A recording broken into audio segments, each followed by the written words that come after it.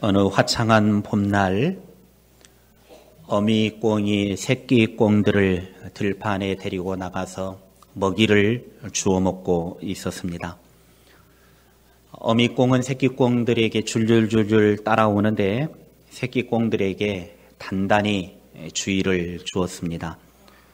만약 너희들이 뭔가를 주워 먹고 있더라도 너희들이 땅 위에서 먹이를 찾아 먹을 때는 입으로 열심히 먹이를 먹지만 너희 눈으로는 먹이를 찾지만 발로는 열심히 더듬고 뒤집겠지만 너희의 귀만큼은 언제나 열어두어라.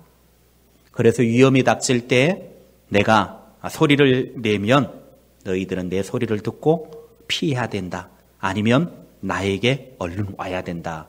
라고 단단히 주의 집중을 시켰습니다.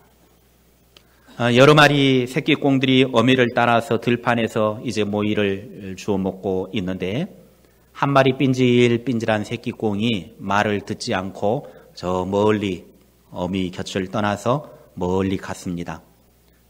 꼭 삔질삔질한 사람이 어려움을 당하게 되어지죠. 그런데 아니나 다를까 어미가 딱 보니까 여우 한 마리가 살금살금 다가오는 모습이 보였습니다. 그래서 어미꽁이 새끼꽁들에게 여우가 온다. 빨리 피해라. 그러니까 다들 어미 품으로 막 뛰어옵니다. 물론 꽁이 꽁꽁꽁 그렇겠죠. 제가 우리말로 설명을 해드리는 겁니다. 이제 이게 딱 여우가 온다. 꽁꽁꽁꽁꽁꽁 그러니까 이제 어미 품으로 막 달려와서 숨는데 멀리 떠난 한 마리 새끼꽁은 그 소리를 듣지 못하고 그냥 계속 주워 먹기 위해서 돌아다니다가 결국은 여우에게 잡혀 먹고 말았다라는 겁니다.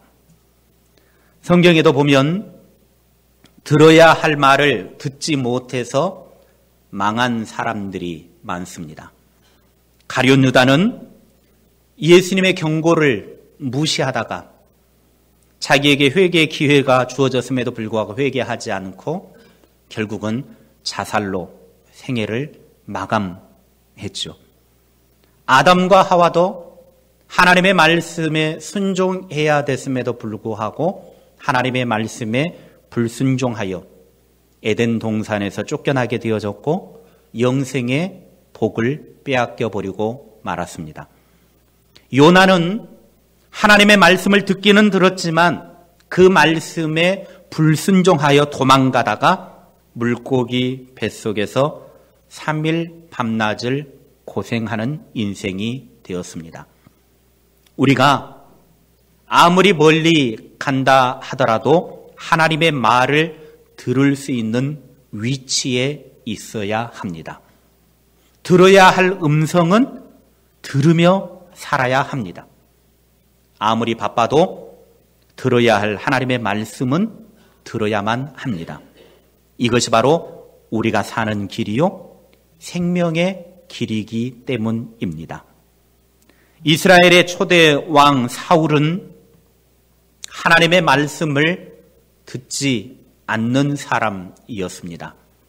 하나님께서는 사무엘을 통해서 3절에 아말렉을 쳐서 그들의 모든 소유를 남기지 말고 진멸하되 남녀와 어린아이와 젖먹는 아이와 각종 짐승들까지 다 죽이라고 명령을 하셨습니다. 이제 사울은 군사를 모집하여 아말렉과 싸우기 위해 출정을 합니다. 사울이 아말렉 성에 도착해서 매복을 하고 있는데 그곳에 보니까 갠 사람들이 있는 겁니다. 그래서 첩보원을 보내서 곧 있으면 이 아말렉 성을 멸망시키게 되어질 텐데 너희들이 그곳에 함께 있으면 죽게 되어진다. 그러니 너희 갠 족속들은 빨리 빠져나와라.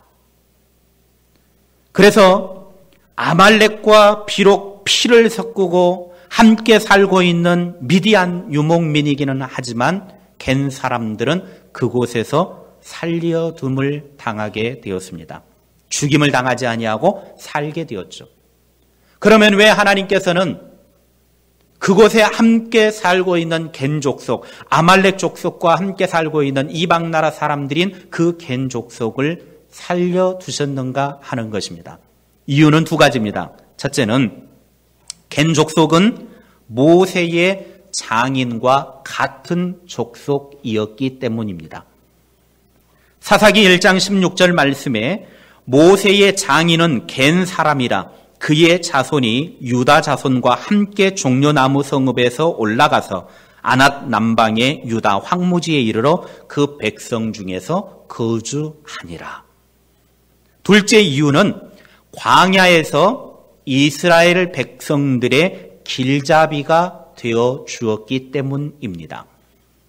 민수기 10장 31절에 모세가 이르되 청하건대 우리를 떠나지 마소서 당신은 우리가 광야에서 어떻게 진칠지를 아나니 우리의 눈이 되리이다. 겐 족속들은 이스라엘 백성들이 가나안 땅을 향하여 행진하는 과정 속에서 이스라엘 백성들은 처음 가는 길이기 때문에 광야에 어떻게 진을 쳐야 될지도 모르고 어떻게 가야 될지도 모르는데 이 겐 족속 사람들은 광야에서 살았기 때문에 그들이 길잡이가 되어줬다. 그들의 눈이 되어주었다라고 하는 것입니다. 그래서 비록 겐 족속은 이방 나라 사람들이었지만 아말렉을 진멸할 때에 아말렉과 함께 섞여 살고 있었음에도 불구하고 그들을 살려두는 은혜를 베풀어 준 것입니다. 한마디로 겐 사람들은 저주받아야 될 아말렉 사람들과 함께 있어서 그들과 함께 멸망받아도 크게 문제가 되지 않습니다. 그럼에도 불구하고 그들에게 생명을 살려주는 이유는 그들이 하나님의 백성들에게 친절을 베풀었고 선행을 했기 때문에 살려두는 것입니다. 그러면 선행 베푸는 것이 다 구원을 받는단 말인가? 그런 의미는 아닙니다. 하나님의 백성인 이스라엘 백성들을 도와주었다라고 하는 것은 하나님의 뜻을 따랐다라는 것이고 하나님을 도왔다라고 하는 의미이기 때문입니다. 그래서 비록 이방 나라 사람들이지만 하나님의 백성들을 도운 하나님의 뜻을 이루어 가는데 함께 협력했던 사람들이기 때문에 죽음의 위기에서 그들의 생명을 살려두신 것입니다.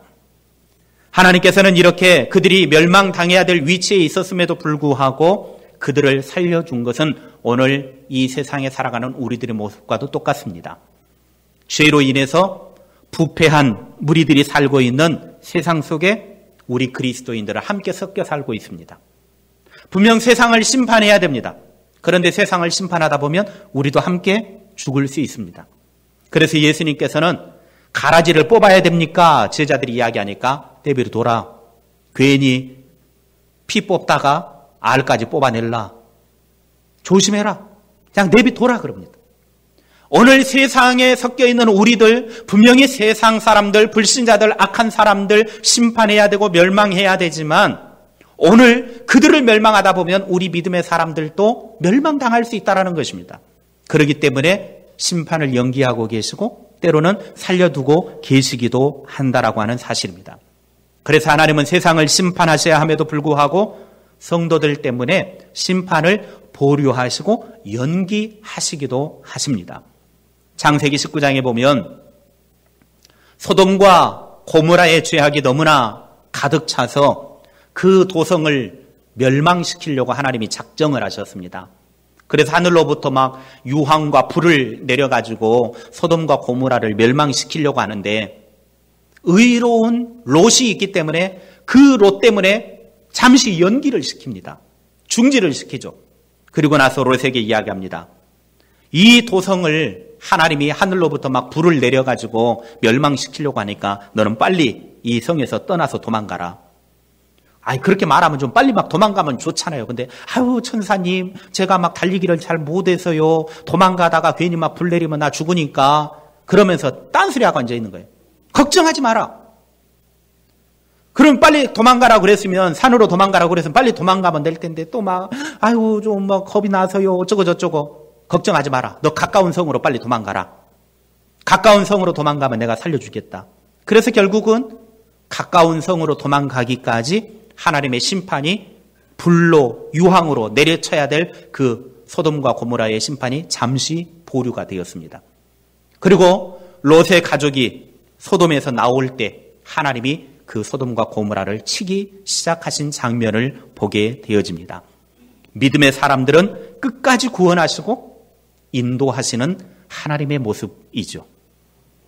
이제 갠 사람들을 다 피신시키고 난 다음에 사울은 본격적으로 아말렉을 치기 시작합니다.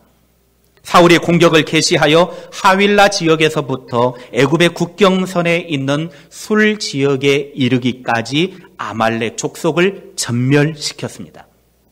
그리고 아말렉 왕 아각을 사로잡았고 그 백성들을 모두 칼로 쳐 죽였습니다. 그런데 이 과정에서 사울 왕의 중대한 범죄가 드러나게 됩니다. 첫째는 아말렉의 아각 왕을 사로잡았다라고 하는 사실입니다.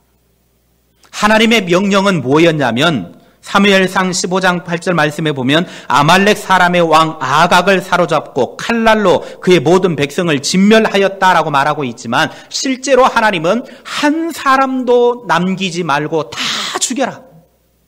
왕이라고 살려둘지도 말고 백성들이라고도 살려두지도 말고 아이라고 해서도 살려두지도 말고 젖먹는 애기들이라고 살려두지 말고 누구든지 다 죽여라. 심지어는 짐승까지도 다 진멸해라. 이것이 하나님의 명령이었습니다. 그런데 사울 왕은 아각 왕을 죽이지 않고 사로잡았다라고 그렇게 말하고 있습니다. 하나님의 명령은 다 죽이라고 했는데 사울 왕은 아말렉의 왕은 죽이지 않고 사로잡았습니다. 이유가 있습니다. 이유는 간단하죠. 전쟁의 승리를 통해서 자신의 이름을 자랑하고 자신의 이름을 빛내기 위해서입니다. 자신의 명예를 내세우기 위해서 하나님의 명령보다 인간의 감정에 더 마음을 빼앗겼기 때문에 하나님의 명령을 어기고 아각 왕을 사로잡은 것입니다.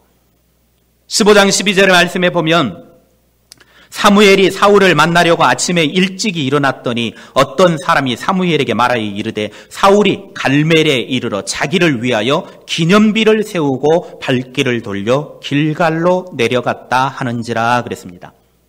전쟁에 승리한 것에 대해서 자기 이름을 내려고 승전 기념비를 세운 것을 보면 아각 왕을 살려둔 이유를 알 수가 있는 겁니다.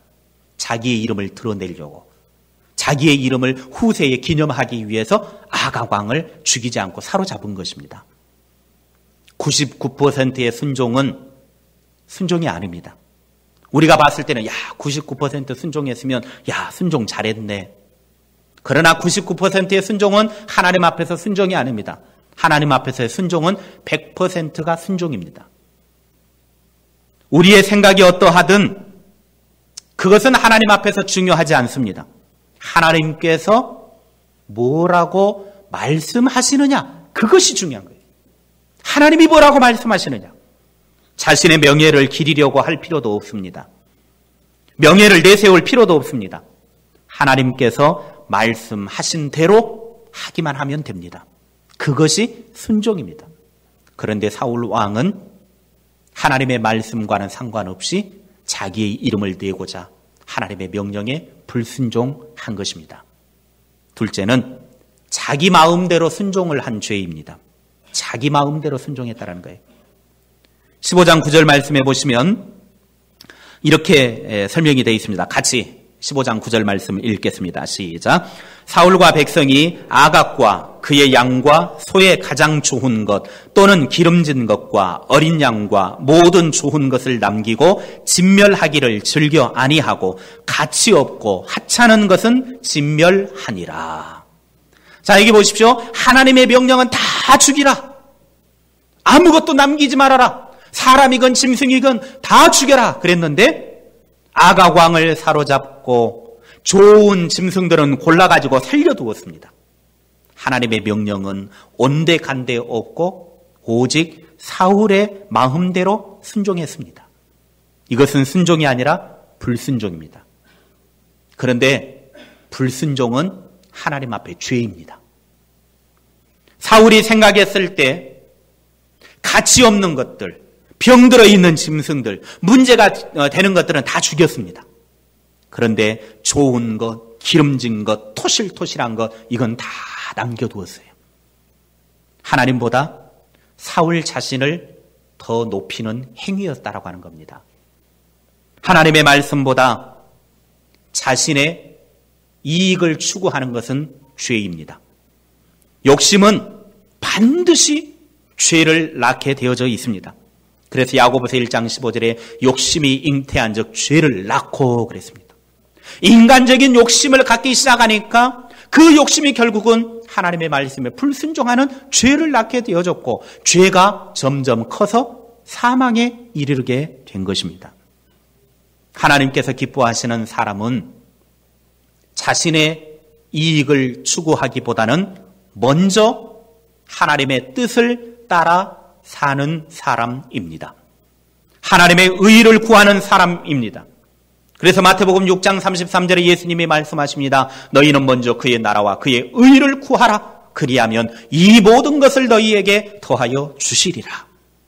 우리는 언제나 내 생각이 아니라 하나님의 의, 하나님의 뜻, 하나님의 계획에 순종하며 사는 삶을 살아야 합니다. 사울의 이런 행동들은 언뜻 보면 순종하는 것처럼 보일 수 있습니다. 그러나 이것은 순종이 아닙니다. 사무엘이 와가지고 왜 당신 짐승들 살려두었느냐 묻습니다. 그러니까 15절에 보면 하나님께 제사할 때 사용하려고 그랬다라고 그럴듯하게 변명을 합니다. 아니 어차피 하나님 앞에 제사 드릴 때 토실토실한 기름진 좋은 짐승으로 하나님 앞에 제사 드리면 좋은 것 아니냐.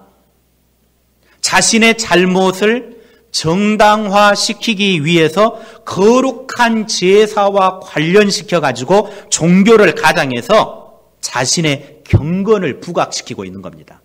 실제로는 그게 아니었거든요.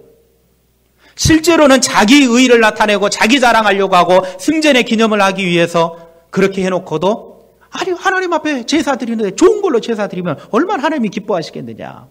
그러면서 자기의 경건 생활을 부각시키면서 그럴듯하게 거짓말을 하고 있습니다.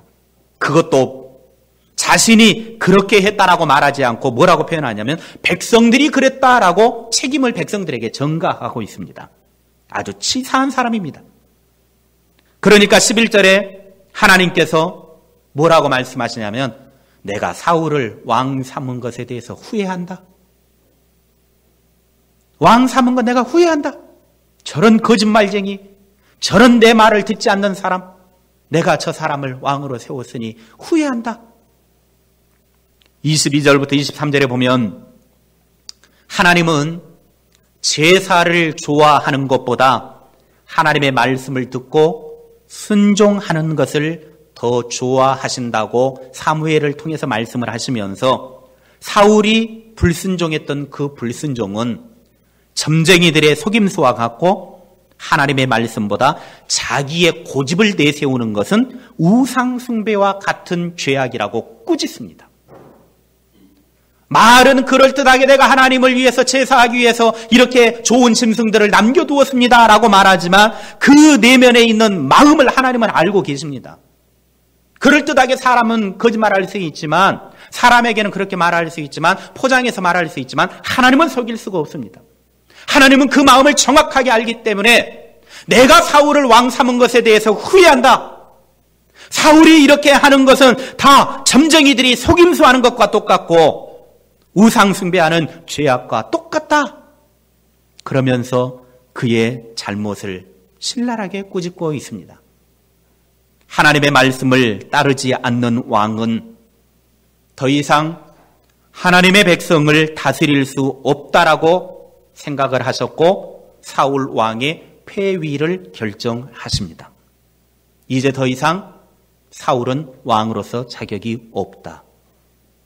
사울이 왕으로서 이스라엘 백성들의 왕으로서 살아갈 가장 중요한 이유는 뭐냐면 사울은 하나님의 명령에 순종하는 왕이 되어져서 이스라엘 백성들을 하나님이 원하시는 방식으로 이끌어가는 것이 하나님이 사울을 왕으로 세우신 이유였습니다.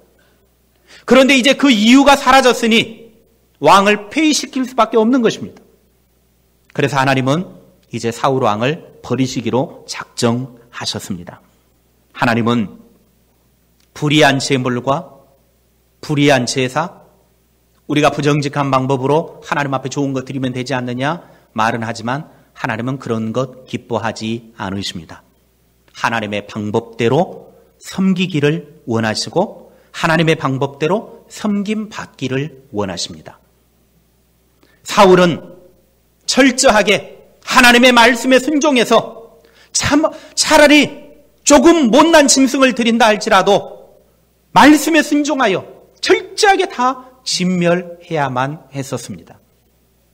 온전한 순종이 뒤따랐어야 한다는 것입니다. 어떤 사람이 개를 너무너무 사랑했습니다. 그리고 개도 주인의 그 마음을 알고 주인을 아주 잘 따랐고 주인이 시키는 대로 순종을 아주 잘했습니다. 그러던 어느 날 주인이 개를 데리고 이제 산에 고로쇠를 채취하기 위해서 이 개를 데리고 산에 갔습니다. 그래서 이제 고로쇠를 채취하기 위해서 도시락을 거기다 딱 한 곳에다가 놔두고 개한테 이야기를 합니다. 너 내가 올 때까지 이 도시락 잘 지켜라. 그러니까 개가 이러고 이제 가만히 도시락 앞에 이렇게 앉아서 네, 알았습니다. 다녀오세요. 이러고 앉아있는 거예요. 이제 이 주인은 고로쇠를 채취하기 위해서 다른 지역에 가가지고 고로쇠 이제 막 호스를 꼽아놓고 한참 이제 하고 있는데 이 강아지가 있는 지역에 불이 나버렸습니다.